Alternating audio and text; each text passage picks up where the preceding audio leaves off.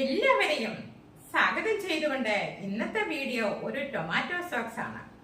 അതായത് സൂപ്പർ മാർക്കറ്റിൽ നിന്ന് നമ്മൾ വാങ്ങിക്കുന്ന അതേ ടേസ്റ്റിലും അതേ രുചിയിലും അതേപോലത്തെ നല്ല വെണ്ണ പോലെ ഉള്ള ഒരു ടൊമാറ്റോ സോക്സ് ആണ് ഞാൻ ഇന്നിവിടെ ചെയ്യാൻ പോകുന്നത്. ഇത് കുടിൽ വ്യവസായമായിട്ട് നമുക്ക് ചെയ്യാൻ പറ്റുന്നതാണ്. അങ്ങനെ ചെയ്ത് കൊടുക്കാൻ പറ്റുന്നവർക്കും ഈ രീതിയിൽ ചെയ്താൽ കൊടുക്കാൻ പറ്റുന്നതാണ്. അപ്പോൾ നമുക്ക് വീഡിയോയിലേക്ക് കിടക്കാം.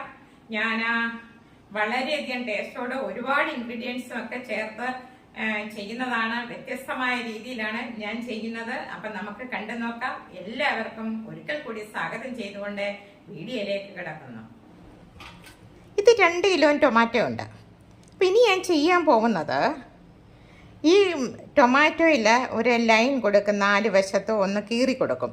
കീറി കൊടുത്തിട്ട് ഞാനിത് ഫുള്ളായിട്ട് കട്ട് ചെയ്യാതെ തന്നെ കുക്കറിനകത്തിട്ട് ഒന്ന് സ്റ്റീം ചെയ്യാൻ പോവുകയാണ്. അതായത് ഒരു വിസിൽ വരുമ്പോഴത്തേക്ക് ഞാനിത് എടുക്കും. അതെല്ലാവർക്കും അറിയാമല്ലോ എങ്ങനെയാണെന്നുള്ളത്. ഞാനിപ്പോൾ വരഞ്ഞ് കാണിച്ചു തരാം. സ്റ്റീം ചെയ്യുന്നതും കുക്കറിനകത്ത് ഇടുന്ന എല്ലാവർക്കും അറിയാമല്ലോ. എല്ലാവർക്കും അറിയാം. എങ്കിലും ഓക്കെ.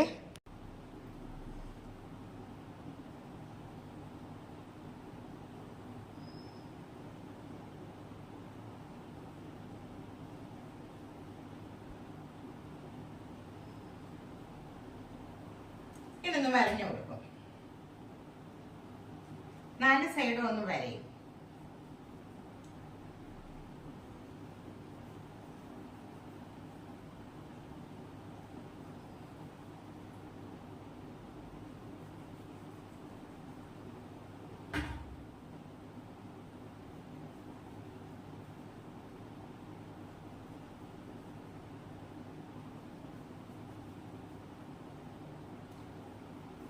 നാല് സൈഡിലോ 5 സൈഡിലോ നിങ്ങൾക്ക് ഇഷ്ടമുള്ളത് പോലെ വരഞ്ഞ് ഇങ്ങനെ കീറിയെടുക്കാം. അപ്പൊ നമ്മൾ ആവിയിൽ വേവിച്ച് കഴിയുമ്പോൾ നമുക്ക് പെട്ടെന്ന് തൊലി ഇങ്ങനെ അടത്തിയെടുക്കാൻ പറ്റും. ഞാനിതെല്ലാം ഇങ്ങനെ ഒന്ന് ലൈനായിട്ടൊന്ന് വരഞ്ഞിട്ട് കുക്കറിനകത്തിട്ട് ഒന്ന് സ്റ്റീം ചെയ്തിട്ട് തിരിച്ചു വരാം. ഓക്കെ. കുറച്ച് വെള്ളം, 2 ഗ്ലാസ് വെള്ളമേ ഞാൻ വെക്കത്തുള്ളൂ. അപ്പോൾ അതിൽ ആ സ്റ്റീമിൽ ഇരുന്ന് വെന്തിട്ട് തിരിച്ചു വരാം.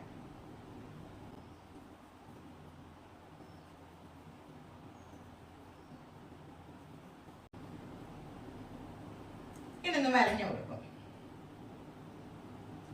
4 സൈഡും ഒന്ന് വരയും.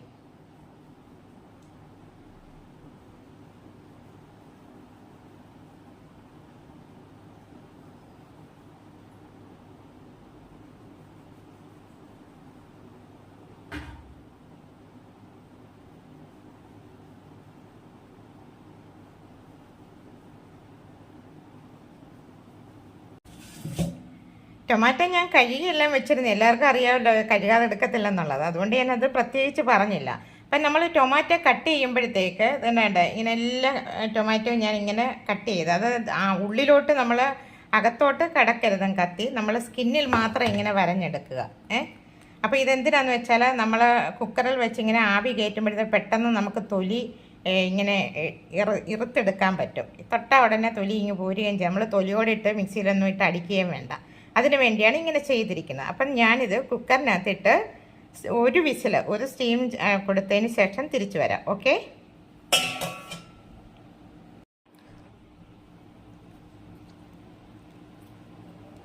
ഈ സ്കിന്നെല്ലാം നമ്മളിങ്ങനെ കൈകൊണ്ട് തൊട്ടാലിങ്ങ് പോരും. ഇതിങ്ങനെ ചെയ്തെന്ന് പറഞ്ഞാൽ നമുക്ക് വെണ്ണ പോലെ അരഞ്ഞ് കിട്ടണം. അല്ല ഈ തരിപ്പൊന്നും കാണരുത്. ഞാൻ ഈ സ്കിന്ന് മാത്രമേ കളയത്തുള്ളേ. ഇത് നമുക്ക് തൊട്ടെടുത്ത ഉടനെ വിട്ട് നമ്മൾ അരിപ്പയെ കൂടെ ഒക്കെ അരിച്ച് ഒരുപാട് ബുദ്ധിമുട്ടുണ്ടല്ലോ. ഈ സ്കിന്ന് കളഞ്ഞു കഴിഞ്ഞാൽ നമുക്ക് പിന്നെ മിക്സിയിൽ നല്ലതുപോലെ അടിച്ച് എടുത്തു കഴിഞ്ഞാൽ നല്ല വെണ്ണ പോലെ അരഞ്ഞ് കിട്ടും. ഞാൻ ഇതിനകത്തെ സാധനങ്ങളൊന്നും ഞാൻ കളയില്ല. പിന്നെ എല്ലാം കൂടെ എടുത്ത് മാറ്റിയിട്ട് ഇതിനകത്തെ ജ്യൂസ് ഞാനിങ്ങനെ അരിച്ചെടുക്കും. ഓക്കെ. എന്നിട്ട് ഇത് കൈകൊണ്ടൊന്ന് നല്ലതുപോലെ ഒന്ന് ഞെരടിയിട്ട് ഒരു കടായിക്കകത്ത് വെച്ച് നല്ലതുപോലെ ഇതിനൂടെ ബാക്കിയുള്ള സാധനം കൂടെ ഇട്ട് വരട്ടി നല്ലതുപോലെ ഒന്ന് താളിച്ചതിന് ശേഷമേ ഞാൻ മിക്സിയിലിട്ട് അടിക്കുന്നുള്ളൂ. നമുക്ക് നല്ല വെണ്ണ പോലെ നമുക്കിത് അരഞ്ഞ് കിട്ടുകയും ചെയ്യും. ഇത് സ്കിന്നിട്ട് അടിച്ച് കഴിയുമ്പോഴത്തേക്ക് നന്നായിട്ട് അരഞ്ഞ് കിട്ടില്ല. പിന്നെ നമ്മളിത് അരിച്ചെടുക്കാൻ നടക്കണം.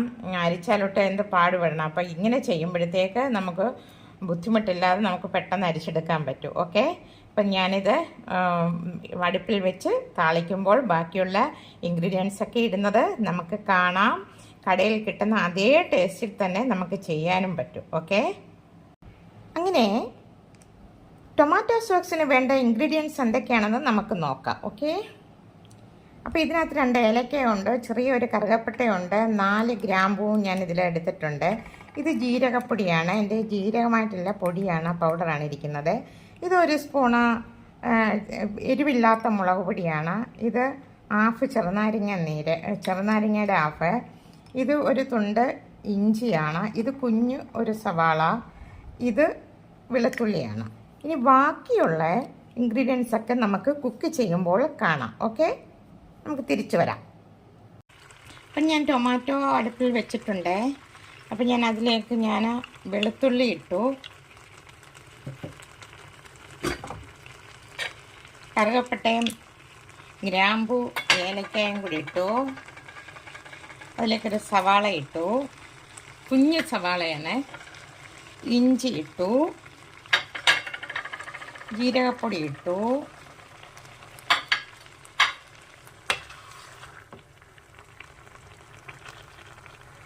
ഇതിലേക്ക് ഞാൻ 1 കപ്പ് പഞ്ചസാര ഇട്ടു. അതായത് ഈ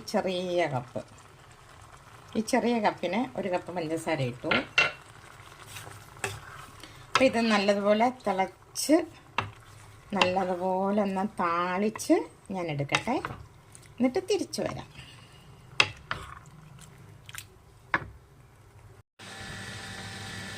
ഇത് ഈ സ്പൂണിന് ഞാൻ 2 സ്പൂൺ കോൺഫ്ലവർ എടുത്തിട്ടുണ്ട്. ഇതിന് 1 സ്പൂൺ മുളക് പൊടി ഇട്ടിട്ടുണ്ട്.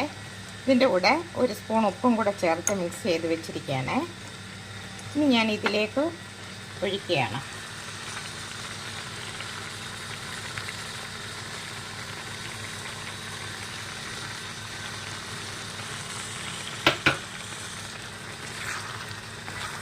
ഇത് നല്ലതുപോലെ താളിച്ച് വെള്ളം വറ്റി വരുമ്പോഴത്തേക്ക് മിക്സിയിലടിച്ച് എടുക്കാം. ഓക്കെ, വെള്ളം വറ്റി വന്നാൽ ഒരു മിനിറ്റും കൂടെ ഒന്ന് ഇരുന്ന് മിക്സ് ആവട്ടെ ഇതെല്ലാം കൂടെ, എന്നിട്ട് മിക്സിയിലടിച്ചെടുക്കാം.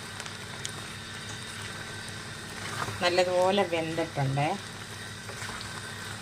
അപ്പം ഞാനിനി ചെയ്യുന്നത്, അതിൻ്റെ കൂടെ നമ്മൾ മറ്റേത് കുക്കറിനകത്തിട്ട് വേവിച്ചപ്പോഴത്തേക്ക് അതിൻ്റെ ജ്യൂസ് ഉണ്ടായിരുന്നല്ലോ, അതുകൂടി ഞാൻ ഒഴിക്കുകയാണ്.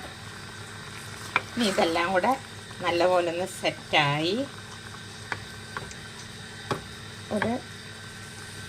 ഒരു മിനിറ്റ് ഒന്നിരിക്കട്ടെ.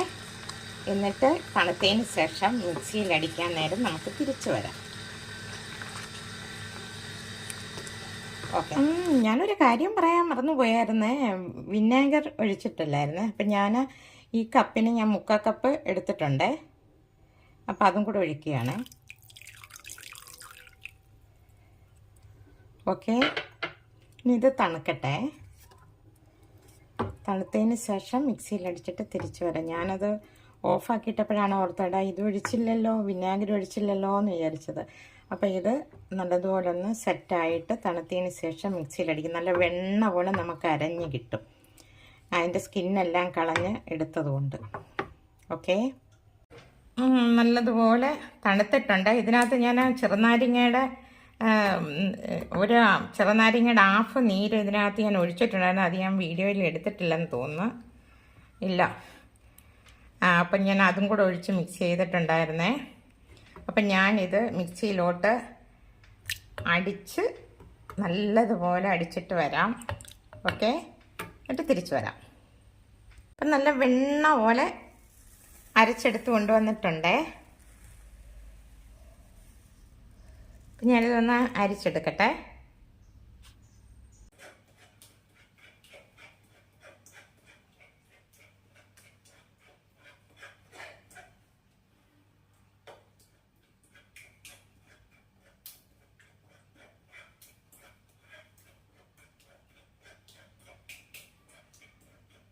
ശകലം പോലും ഇല്ല, കണ്ടോ വേസ്റ്റ്. ഇതും കൂടെ ഒഴിച്ചു തരാം.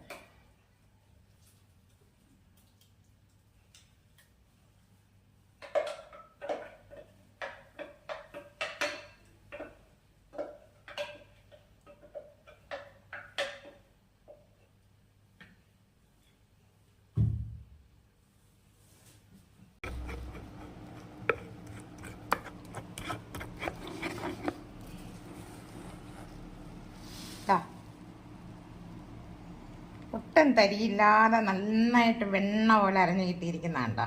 അപ്പം ഞാൻ ഇതൊരു പാത്രത്തിലേക്ക് മാറ്റി ബോട്ടിലോട്ടും ആക്കട്ടെ. അങ്ങനെ നമ്മുടെ ടൊമാറ്റോ സോസ് റെഡി ആയിട്ടുണ്ട്. ഞാനിത് 2 പാത്രത്തിലാക്കി വെച്ചിട്ടുണ്ട്. ഇത് നമുക്ക് ഫ്രിഡ്ജിൽ വെക്കാതെ ഒരാഴ്ച നമുക്ക് ഉപയോഗിക്കാൻ പറ്റും. കൂടുതൽ സമയം ഇരിക്കാൻ ആവശ്യം വെച്ചേക്കണമെന്നുണ്ടെങ്കിൽ ഫ്രിഡ്ജിൽ കയറ്റി വെക്കുക. ഞാനിപ്പം എനിക്കിത് ഫ്രിഡ്ജിൽ വെക്കേണ്ട ആവശ്യമില്ല. ഇത് പെട്ടെന്ന് ചെലവാകും ഇവിടെ. ഞാനിപ്പോ തൽക്കാലം ഇതിനകത്ത് ഈ ബോട്ടിനകത്ത് ഞാൻ ഒഴിച്ചു വെക്കാൻ പോവാണ്. ഇതൊരു കുപ്പിയുടെ അടപ്പാണ്. ഇത് ചോർപ്പ് വെച്ചിട്ട് ഇങ്ങനെ ഇതിനകത്ത് ഞാൻ ഫില്ല് ചെയ്ത് വെക്കുക. ആവശ്യത്തിന്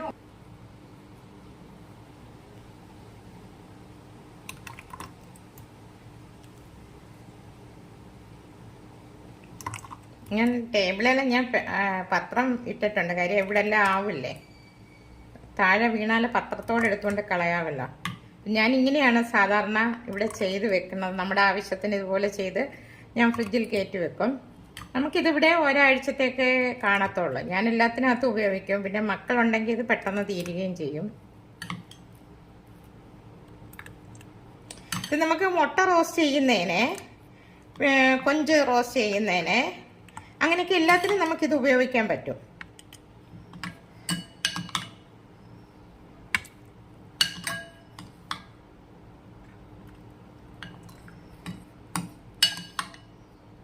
അപ്പം ഞാൻ 2 കിലോ എടുത്തപ്പോൾ ഇത്രയും കിട്ടിയിട്ടുണ്ട്. ഇനി ഇതും കൂടെ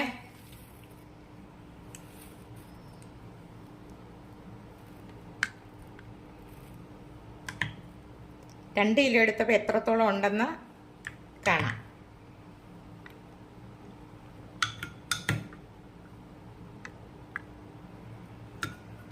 കറക്റ്റ് 1 ലിറ്റർ ഉണ്ട്.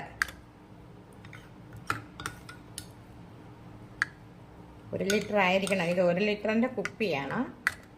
ഇല്ല, അവിടെ കൊണ്ടുവന്ന് വെയിറ്റ് നോക്കിയാൽ അറിയാൻ പറ്റും. അപ്പോൾ എല്ലാവരും ടൊമാറ്റോ സോസ് ഉണ്ടാക്കി ഞാനിതാ ബോട്ടിലിനകത്ത് നിറച്ചിരിക്കുന്നത്. ഇത് 1 ലിറ്റർ ഉണ്ട്. 2 കിലോ എടുത്തതാണ്. ഇതിപ്പോ 1 ലിറ്റർ ഉണ്ട്.